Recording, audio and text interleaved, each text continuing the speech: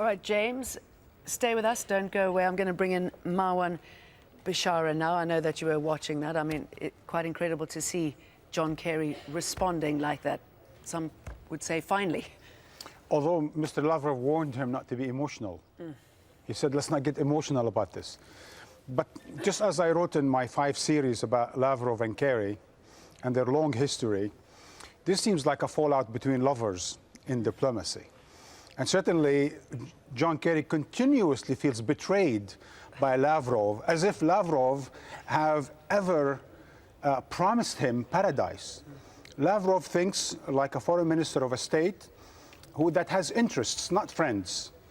Lavrov had no intentions whatsoever to befriend John Kerry, even if he called him a friend. And in the end of the day, Russia has interests in Syria and has allies in Syria. And Russia has protected its allies in Syria despite all their crimes, while the United States has not protected its allies in Syria. And what Lavrov wanted, as James mentioned earlier, the whole hoopla in the United Nations and before that, is because Lavrov wants to peel off a number of opposition groups, fighting opposition groups like Ahrar al-Sham, like Jaish al-Islam, from the opposition, because that will certainly weaken the opposition. On the other hand, John Kerry has failed utterly to mention any of the militias fighting on the side of the Assad regime and Russia in Syria. The Iranian-supported, the Lebanese-supported militias from there. Instead, what we have now is Assad with all his allies, including the ones who carried the horrible crimes in Syria, while Lavrov continues to peel off the Syrian opposition. Do you think the tables have turned from a power point of view? I mean, Russia has been calling the shots in the last 6 months or so. Are we seeing a shift now? Well, certainly almost a year now, come September 30th, because that's when Russia intervened militarily in Syria. But actually even before then, and for a simple reason, Russia has leverage, strategic military leverage in Syria. And as I said, it's really protecting its ally there, while the United States has no leverage. And to be honest with you, just listening to President Obama yesterday, has no will, has no interest in Syria, aside from President Obama sending John Kerry to be emotional on television and at the United Nations. Because in the end of the day, John Kerry has warned about, 2 years ago, that if the Russians don't play ball, he's going to resort to plan B. Well, guess what? There is no plan B. There is no plan B. What could the US really do? I mean, you know, years ago, 5 years ago, when Barack Obama was contemplating what action he would take, everyone said, don't go in. If you go in, it'll make the situation worse. Would we have seen the situation regardless of whether they'd gone in or not? Well, yeah, I mean, you know, the Americans, of course, complain that damned if they will, or damned if they do, as in Iraq, and damned if they don't, as in Syria. Yeah. Well, in Iraq, it was an illegal war based on false pretext and really ideological by George W. Bush in order to change regime and so on and so forth. In Syria, we had a popular upheaval, just like we had one in Libya, in Yemen, in Tunisia, and Egypt, and so on and so forth. And at one point, just like in Libya, there was going to be a threat of genocide. Unfortunately, as Obama admitted in several interviews, his biggest mistake was in Libya because he didn't carry through afterwards. So instead of learning the lessons of Libya, he just didn't want to touch Syria. He just didn't want to get more involved militarily.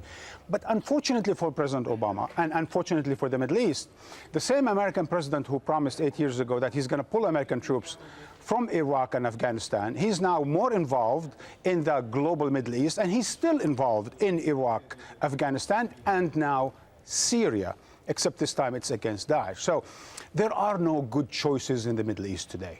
But there are better choices than others. But it's mind-boggling, isn't it, that aircraft linked to governments can drop bombs, barrel bombs, whatever it is, weapons of mass destruction on innocent people, on aid convoys, and nothing, it seems, can be done about it. Yes.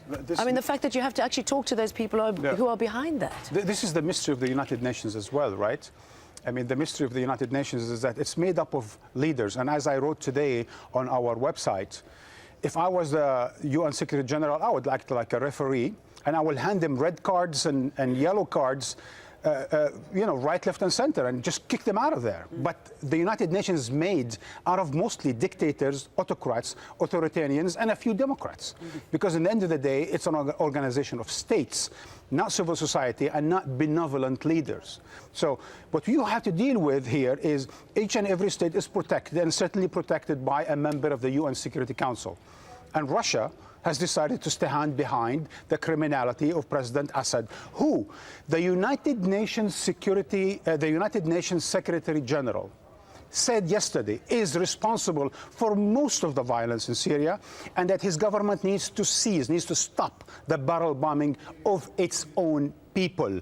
That's a UN Secretary General. I mean, John Kerry losing his nerves is one thing, but the Secretary General of the United Nations, Ban Ki-moon, getting a bit emotional, that's stunning. And Sergei Lavrov, his solution to this was that a political solution is the only solution, but with no preconditions.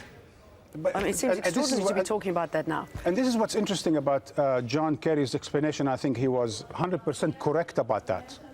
And that is, Sergei Lavrov had no right to call respecting the ceasefire agreement as if it's a precondition to the political process.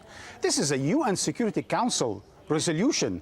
I mean, it's there already now. That truce needs to be respected by the Syrians and by the Russians. So for Sergei Lavrov to treat the ceasefire and, just to give some food to the people of Syria, to unblock Aleppo and the likes, to treat that as precondition to a political process, of course, is part and parcel of more of the same that we've seen from the Russians really over the last year, indeed over the last 3-4 years.